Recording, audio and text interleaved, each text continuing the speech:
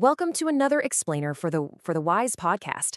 Make sure to like, comment, share, and subscribe for more deep dives. And hey, say hi to my co-pilot, Hakeem the Owl, looking incredibly cozy today in his little mustard scarf. Today, we're unpacking some heavy but intensely relatable source material, the psychology of shame-based parenting. We're going to treat this like one of those late-night deep thought conversations you have between close friends. We're breaking down exactly how our early foundations are built, and sometimes, how they're fractured. Section 1, the parenting shortcut. Why we use shame. Okay, let's dive into this by looking at why parents use shame as a shortcut to begin with. Developmental psychology actually points to this behavior as a form of laziness, and I can literally see Hakeem tilting his little button eyes at that word. It sounds harsh, right? But look, it's definitely not about physical laziness. We aren't talking about parents sitting on the couch refusing to make dinner.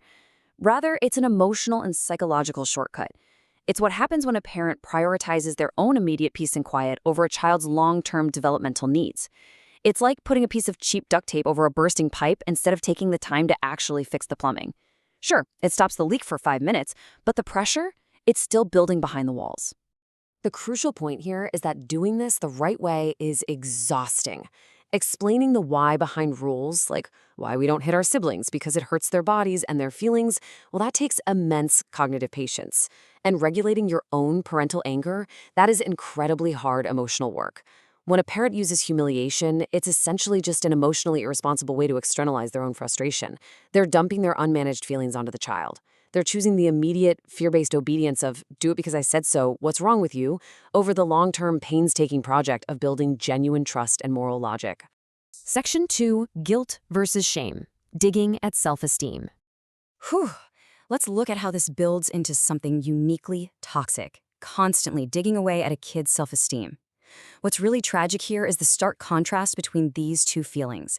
We often mix them up, but they are worlds apart. Guilt focuses on behavior. It says, I did something bad, which means it's reparable. You can apologize, you can fix it. But shame brutally attacks the core of the self. It says, I am bad. We can visualize this as a glowing crimson thread, tightly knotting and fraying right in the center of a person's identity. The child obeys not because they understand right from wrong, but just to escape the agonizing feeling of being fundamentally flawed and unworthy of love. Section 3, the cracked foundation. The developmental toll. But wait, it gets way deeper than just a temporary bad feeling. That frayed thread fundamentally alters a child's brain development and their attachment style, leaving them with a deeply cracked foundation. Think about it like this. You're essentially trying to build a person, but you're using a wrecking ball instead of careful tools to force compliance. You might get the rubble to look like a wall for a second, but it has absolutely zero structural integrity.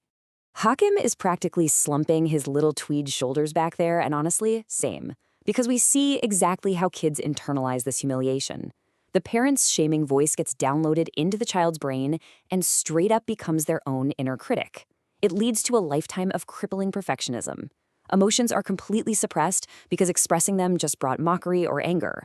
And perhaps most devastatingly, it creates an anxious or avoidant attachment style. The parent is supposed to be your safe home base in a scary world, but when that home base becomes a source of pain and threat, your whole internal map just gets scrambled. Section 4, the adult relationship saboteur, when survival becomes dysfunction.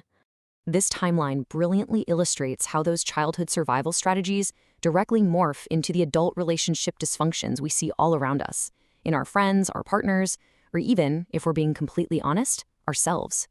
The malware downloaded in childhood starts corrupting the adult operating system.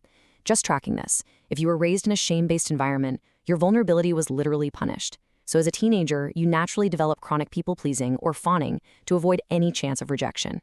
You learn to link your entire self-worth to external validation because setting boundaries or saying no just felt way too physically and emotionally dangerous.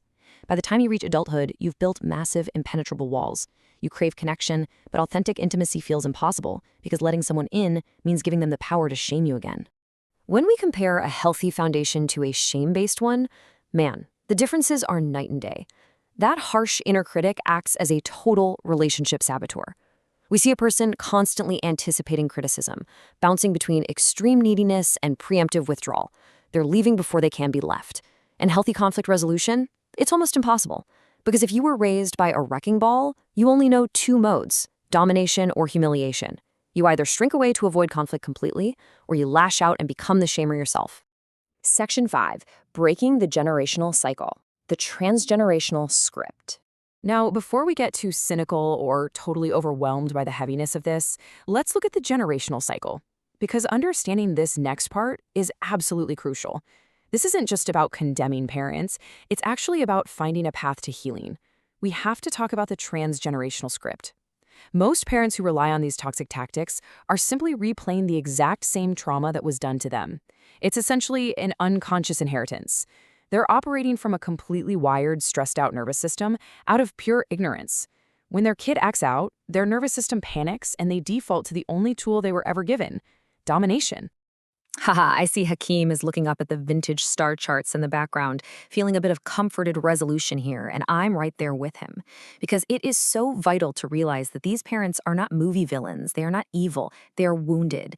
They're usually just unconsciously passing on their own deeply buried pain due to a complete lack of better tools or self-awareness. Recognizing that doesn't excuse the damage, for sure, but it does help us stop taking their shame as our absolute truth. The adult self is left with a cracked foundation until a tremendous amount of painful repair work is done. So, the ultimate takeaway here from the source material is that while the foundation might be cracked, and while that inner voice might currently be incredibly harsh, the story isn't over. Joyful, secure, and deeply connected relationships are absolutely still possible. You just have to commit to doing that painful, necessary repair work. You have to learn to reparent yourself, to patch those cracks with the compassion you originally deserved. Are you ready to start untangling the thread? It's a whole lot to process for a late-night chat, I know, but as you think about your own inner critic, or maybe the ways you've been carrying someone else's wrecking ball, I'd really love to know your thoughts. Are you ready to start untangling that crimson thread? Drop your experiences in the comments below. Thank you so much for hanging out with me and Hakeem today for this explainer. Don't forget to like, share, and subscribe to the For the Wise podcast for more deep dives. Catch you next time.